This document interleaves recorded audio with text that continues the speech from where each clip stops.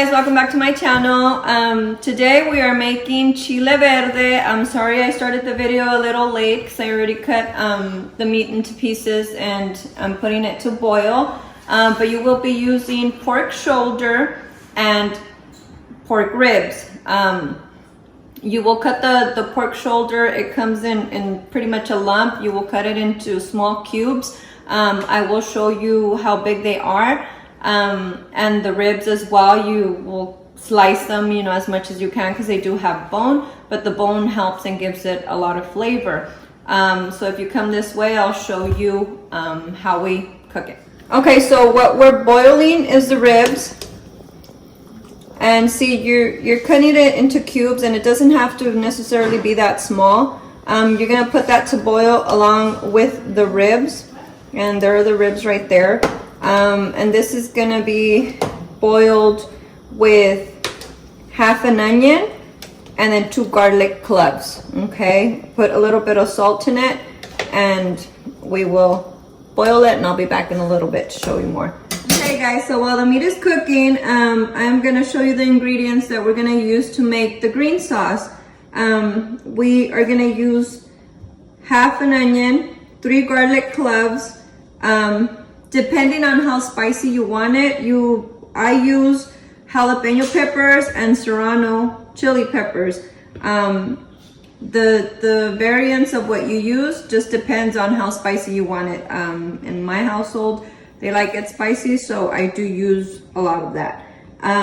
You're gonna use tomatillo, which are green tomatoes, and this is what they look like at the store. So you peel them, and this is what you will be using, okay? And I'll be right back. Okay, you guys, so to begin, we are gonna saute the tomatillos. I don't have a griddle, so I use a regular saucepan. And we're gonna do the tomatillos and the chilies. Now I've already gone ahead and done a couple, and see, mine don't fix, this is small. But you don't have to do them all at the same time. I've already gone ahead and done some of them, and this is what they look like once they're cooked. So you just let them simmer a little bit, turn them around. Once one side is done, you turn them around to the other side, and this is what they're actually gonna look like. You don't have to burn them completely, but it gets a lot of flavor by doing this, okay? You will also, once you finish grilling this, you will also grill the 3 garlics and half of the onion, and I'll show you that process as well. Okay, so I finished sauteing all of the tomatillos. This is what they look like, and I'm gonna leave them there so that they can cool down. These are the chilies, jalapeño. So that's basically the amount I'm doing for the amount of meat that I'm doing. My family likes to eat. And so I'm gonna finish up the remaining of the jalapeños, and at the same time I'm gonna saute this onion, okay, and the garlic. Okay, you guys, so I've already finished doing the tomatillos and the chilies. As you can see, this is the way they're gonna look. Pretty much this is the consistency, and they're really soft. So I'm gonna set them aside and let them cool down for a bit while I do the rest of the remainder of the stuff.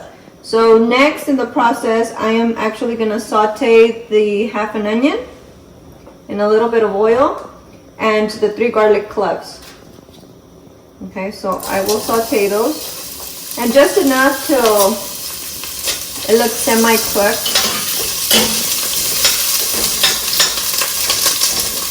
Lower this a little, it's getting hot. So I don't want it to burn, but I do want it to like glaze up. So this is the same pot that I'm gonna be using to cook the meat in. So all the flavor is gonna stay in here. And see how it looks, it's glazing. You don't wanna let the garlic burn. They just cooked enough, and if you were here, you could smell it, and it smells really good. Okay, so while this is going, I'm gonna show you one more thing that I'm doing here that I didn't tell you guys from the beginning. So when you're stewing the meat tends to lose a lot of its skin pigmentation and the fatty stuff on it. And you want to be able to use the stew to blend your chilies and all of the condiments. So what I do is I mix it, and with a strainer I just start doing this, and I start taking out all that gooey gunk. And as you can see, I'm taking it out, and so it comes out really easily, and this is what you end up with. So that's what you want to take out, so that you have a clear liquid consistency that you're going to use to make the sauce. Okay, and we'll be right back once it's done. Okay guys, so I'm going to blend all of the ingredients. So I have the chilies, and then I have all of the tomatillos, and they've already been cooling down, so it's even better to mix. And then you're going to throw them in there with all of their juices. All the juice that it let go.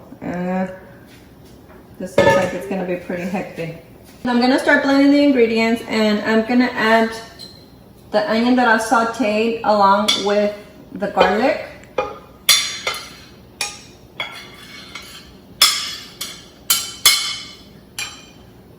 Okay. I'm also going to add like a pinch, you can say, or a handful of cilantro to the mix. And then this here is the Knorr seasoning, this right here. So I use a lot of that for my sauces. Instead of using salt, it gives it a better flavor. And this is what I'm gonna blend all together, and we'll be right back. Okay, so I only leave the epazote here maybe about 2 minutes just sauteing. As you can see, this is the way that it looks once it's sauteed. And once it looks like this, now I'm going to integrate the sauce to it.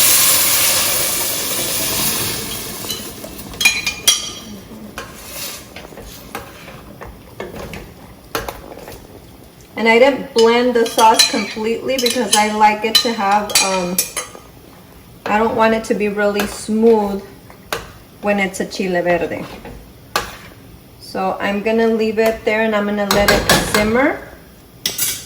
I'll cover it up and I'll let it simmer for a little bit in the epazote, and then we'll be right back.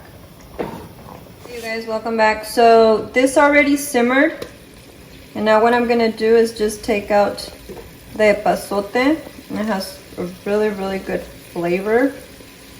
I'm just taking it out. We'll put it in here, and this is what the sauce consistency is gonna look like.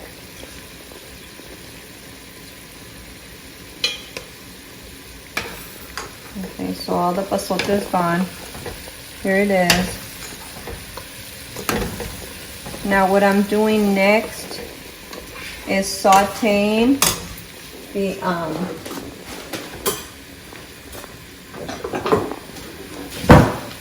I'm sauteing the meat. I've already taken it out of its juice, and so I'm just sauteing it a little because I want it to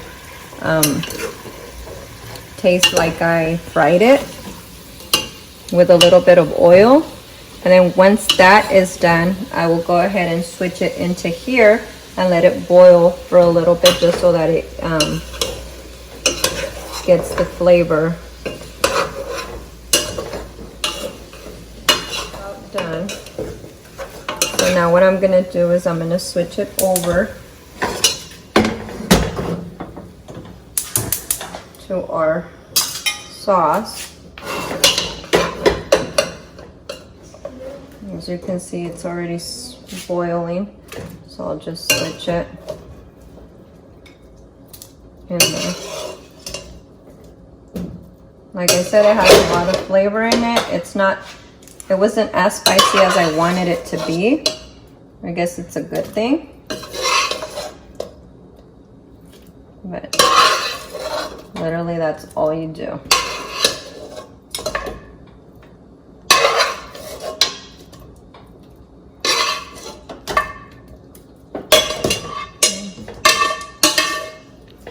here you go. You let it simmer for a little bit. Mix it up well. And you let it simmer.